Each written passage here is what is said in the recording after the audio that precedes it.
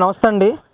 మరి Singayya accident video, అది సృష్టించిన వీడియో, ఏఐ వీడియో కావాలనే కూటమి ప్రభుత్వం ఈరోజు జగన్మోహన్ రెడ్డి గారికి వస్తున్న ప్రజాదరణ చూసి తగ్గించాలనే ఉద్దేశంతోనే ఇలాంటి యాక్సిడెంట్ వీడియోలు, ఫేక్ వీడియోలని ప్రజల ముందు తీసుకొస్తా ఉన్నారని చెప్పేసి పెద్ద ఎత్తున వైసీపీ సోషల్ మీడియా కానీ, సాక్షి ఛానల్లో కానీ మాట్లాడిస్తూ ఉన్నారు. ఏంటి నా వీడియో మీరు చూసే ఉంటారు కదా, నిజంగా ఫేక్ వీడియో అంటారు అది?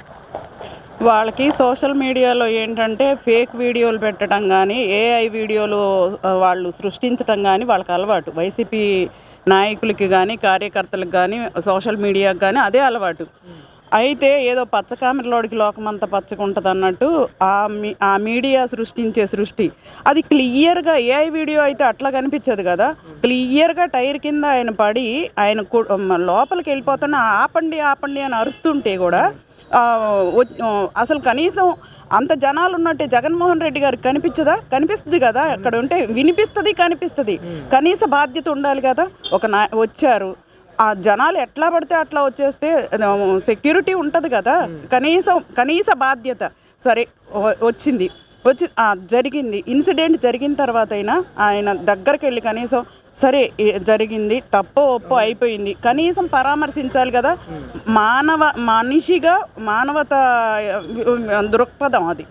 కనీసం వెళ్ళి మాట్లాడటం అనేది ఆ మాత్రం కూడా లేని మనిషి ఇవాళ వెళ్ళి ప్యాలెస్లో కూర్చొని ఏదో ముందస్తు బెయిల్ కోసం చేస్తున్నారు అనేది తెలుస్తోంది.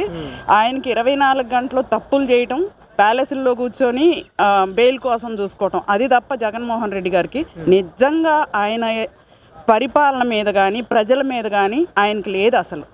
తర్వాత ఒకటేంటంటే, ఏదన్నా మనుషుల మీద ప్రేమ ఉంటే ఇలాంటివన్నీ గుర్తొస్తాయి, జనాల మీద ప్రేమ ఉంటే ఇలాంటివన్నీ గుర్తొస్తాయి. ఆయనకి పదవి మీద ప్రేమ, సీటు మీద ఇష్టం, అంతే తప్ప జనాలంటే ఆయనకి ఇది కాదు. మేడం, ముఖ్యంగా ఈ యాక్సిడెంట్ వీడియో మీద, యాక్సిడెంట్ జరిగింది డ్రైవర్ తప్పిదం వల్ల అయితే జగన్మోహన్ రెడ్డి గారి మీద ఏ విధంగా మీరు కేసు పెడతారు అని చెప్పేసి కూడా పెద్ద ఎత్తున డిబేట్లు నడుపుతూ ఉన్నారు.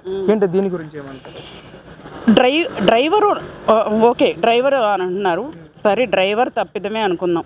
ఆయన ఆ క్యాన్వాయ్లోనే ఉన్నారు కదా, ఆయన క్యాన్వాయ్లోనే ఉన్నారు, అక్కడే ఉన్నారు.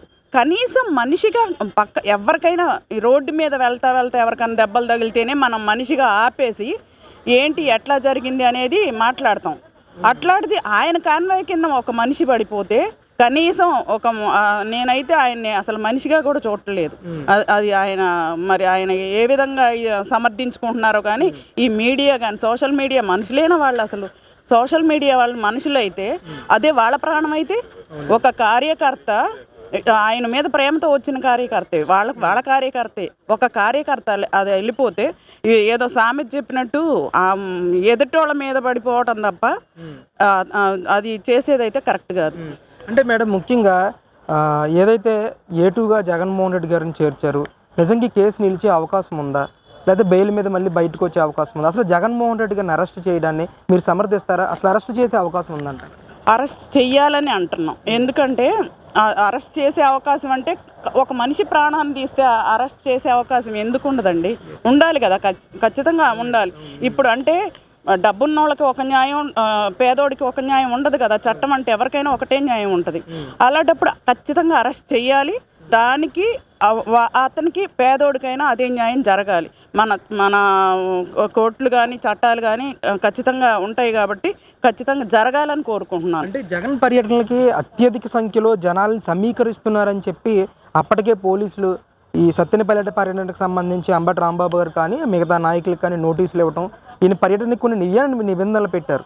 వాటన్నిటిని కూడా తొంగలో తొక్కి జగన్మోహన్ రెడ్డి గారు ఈ విధంగా పర్యటనలకు వెళ్ళడాన్ని అసలు ఎలా చూడొచ్చు అంటారు? అసలు ఉపేక్షించే అవకాశం ఉందంటారు?